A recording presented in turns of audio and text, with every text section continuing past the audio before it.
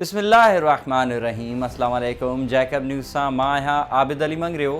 पेश आहिनि हिन वक़्त जूं हेडलाइन।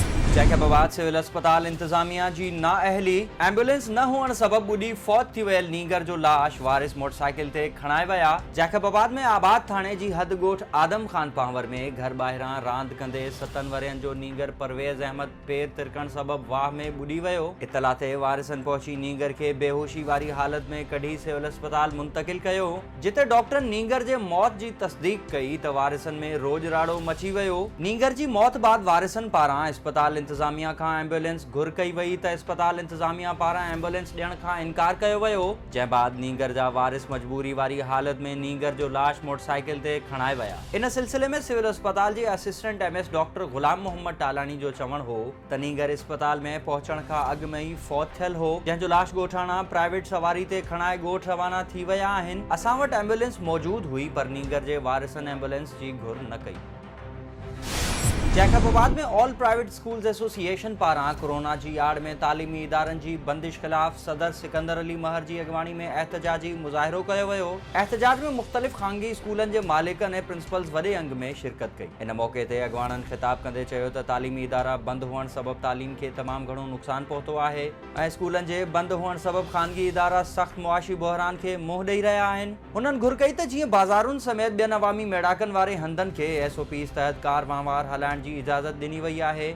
इन तरीक़े सां स्कूलनि लाइ बि SOPs जारी कई वञे त जीअं न रुॻो तालीमी इदारा मुआशी बहरान खां निकिरी सघनि ऐं पुठिते पयल तालीम खे बि सहारो मिली सघे। एहतजाज में ज़ाहिद अली मंगरियो, राजा दाद मोहम्मद बिरोही, ज़ाहिद अली वगण, ज़हरा सरकी, इरफान मुग़ल, अली हसन जतोई, अब्दुल हफीज़ टालानी, आफ्ताब अहमद खोसो, मीर दोस्त उमरानी, नसीबुल्लाह हांबी, मोहम्मद जुबैर कुरैशी, लखमीर खान लांगा, वकार अहमद मलगानी, हिम्मत अली टालानी, प्रदीप कुमार, मोहम्मद सादिक मलगानी, गुलाम हुसैन नसीरानी ऐं ॿियनि शिरकत कई।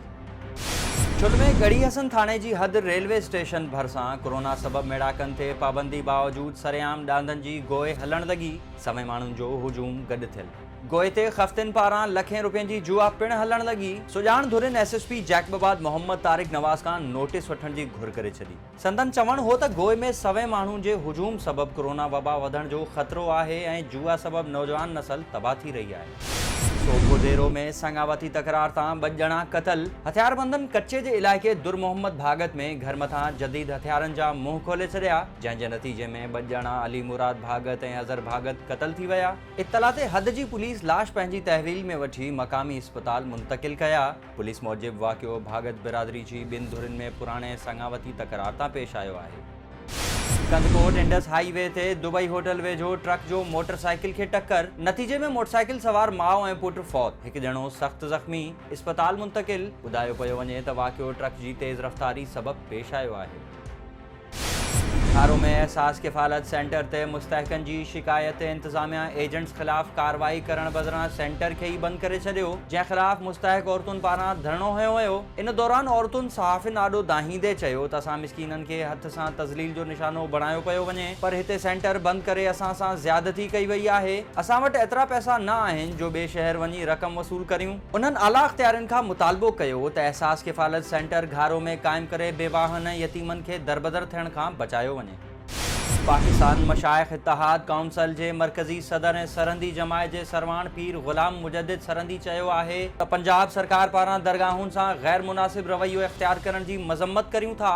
वज़ीर आला पंजाब उस्मान बोज़दार जी तौसा शरीफ़ जे गादी नशीन ख्वाजा नसर जे भाउ सां सियासी दुश्मनी आहे, जंहिंखे हू सियासी शऊर सां मुंहुं ॾियण बदिरां दरगाह जी निगरानी में हलंदड़ मदरसे या दरगाह जे मामले में हथ चरांद करे रहियो आहे। हुन चयो त मशाइख जो ही इत्तेहाद गैर सियासी आहे, हिन में हर पार्टी जी नुमाइंदगी आहे। पाकिस्तान में जिते बि कंहिं दरगाह सां का ज़्यादती थींदी त इत्तेहाद ख़ामोश न रहंदो।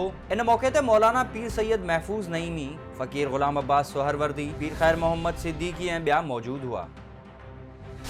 ही हुयूं हेडलाइंस। वधीक ख़बरुनि ऐं तफ़सील लाइ विज़िट कयो असांजी वेबसाइट www.jacobnewshd.com ऐं फेसबुक ते फॉलो कयो। ॾिसंदा रहो जैकब न्यूज़, ख़बर खां हक़ीक़त ताईं।